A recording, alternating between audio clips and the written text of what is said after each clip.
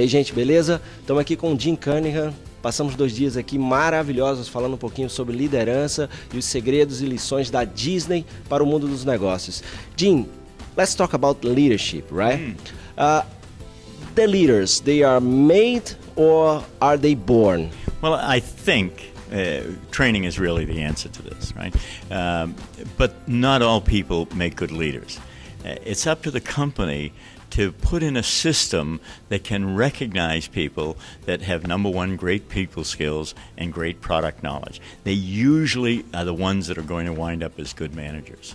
Jim, talking about results, what is the best way to measure loyalty in a company?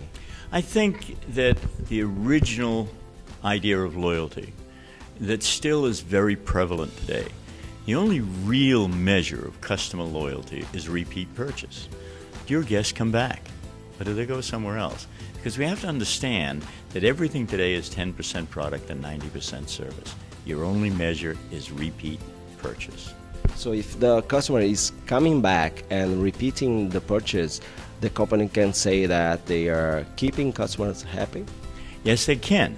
But they must also remember that every time a guest comes to your business, whether it's the first time or the 100th time, when they finish with that business, they will evaluate their experience. So it isn't like, okay, they've come back 3 or 4 times, we can put them in the winners column. You need to stay at it all the time because they will make it a judgment on each and every visit they make. Jim, I think that the employees are an important key in the success of a company, right? I think so. What is the best way to engage the employees to make customers happy?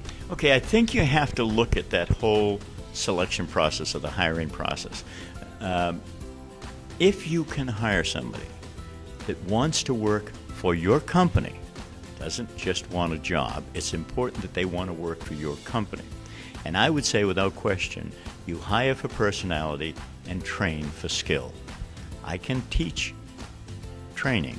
I can't teach personality. I need the right person. So I think success with the cast members or the employees goes all the way back to the very first time they interview. Jim, let's talk about leadership again. Okay. If we think in the companies that will win in the future, what is the main role of the leaders in the company that will succeed in the future? Okay, I think when you look at leadership, you have to understand that the leader's role is that of a role model.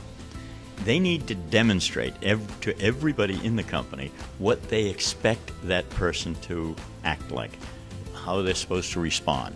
Too many times, leaders think that the way they do things is fine, but nobody else should do it that way. You can't do that. If you're going to be a leader of people, you've got to realize first that you're a role model. Jim, we've been talking about the success of Disney, right? How did Disney create its magic? Well, wonderful question. And the best answer to that, I believe, is Walt had a vision. And I want to say all the time that vision without action is hallucination. So Disney took Walt's vision and everybody lived that vision.